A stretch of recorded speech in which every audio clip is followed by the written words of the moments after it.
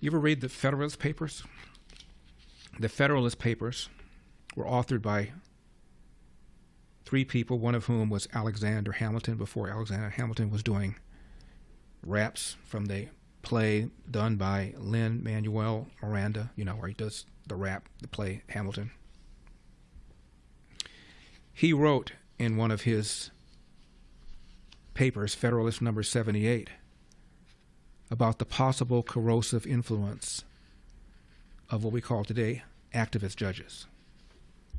He said that the judicial branch, compared to the executive branch or the legislative branch, is the weakest, has no real power to enforce its own rulings, and it needs to be careful not to intrude on the other two branches.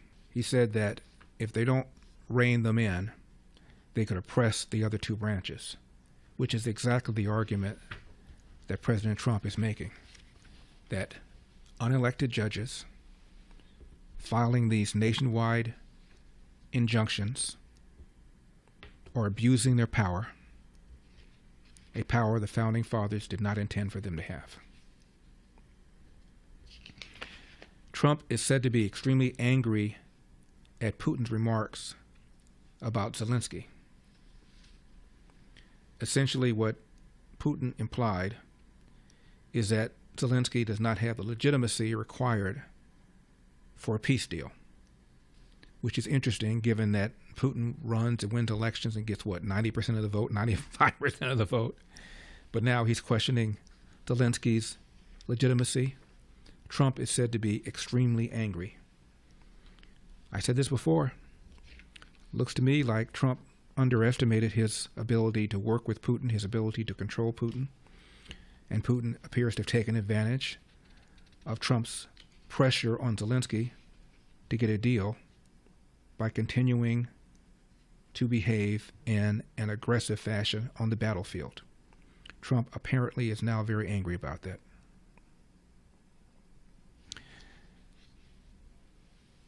Our own Willie Nelson, William Porter Nelson III, went to one of these takedown Tesla events and discovered that there wasn't a whole lot of DEI, number one. Now, I've been here for a couple hours now.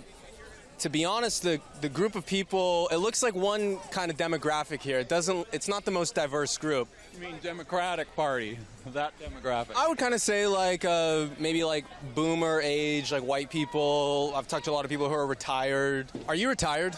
I am, yeah. I still have some retirement careers, like venture capital investing and background acting and movies and TV, so mostly retired though. Do you think the Tesla Global Takedown Day needs a DEI initiative? I think it would be great. I'm in favor of DEI. DEI though is complicated, as with most things, because how far back can you go to fix wrongs, to right wrongs? Who deserves somebody that's a descendant of slaves? But have you given any reparations? I can't think of anything personally directly. Have you given any reparations? Let me get back to you on that. More fallout from Jasmine Crockett's extremely racist remark about the race of Byron Donald's wife. Here's what she said, number 20. And if we continue to put people into office, and that even means some of our skinfolk who definitely are not our kinfolk, such as Byron Donalds, who are going to continue to say that, the fact that you sitting around talking about life was better under Jim Crow, is this because you don't understand history? Or literally it's because you married a white woman and so you think that whitewashed you? I'm not really sure, what it is. Well, but you I couldn't need even be married to a white woman under Jim Correct.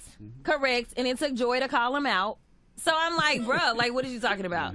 What are you saying? He just out here, I feel like they give him his talking points and he's like, yes, massa, I got it. Can you imagine if Donald Trump had made some crack about Kamala Harris because her spouse is white? But when you're black, it's just open season. What did that black woman say to Piers Morgan? black women can't be racist. Remember Ayanna Pressley, who said this, number 22? If you are not prepared to come to that table and to represent that voice, don't come.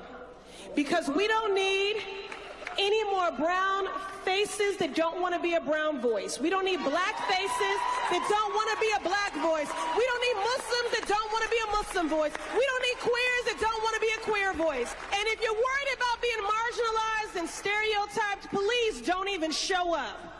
Because we need you to represent that voice. Wow. At least one Republican is calling for Jasmine Crockett to be censured. Thanks for watching these clips from The Larry Elder Show. If you enjoyed this content, be sure to subscribe to my channel and hit the bell icon so you never miss a moment. More thought-provoking discussions are just a click away, so stay tuned, and we'll see you in the next one.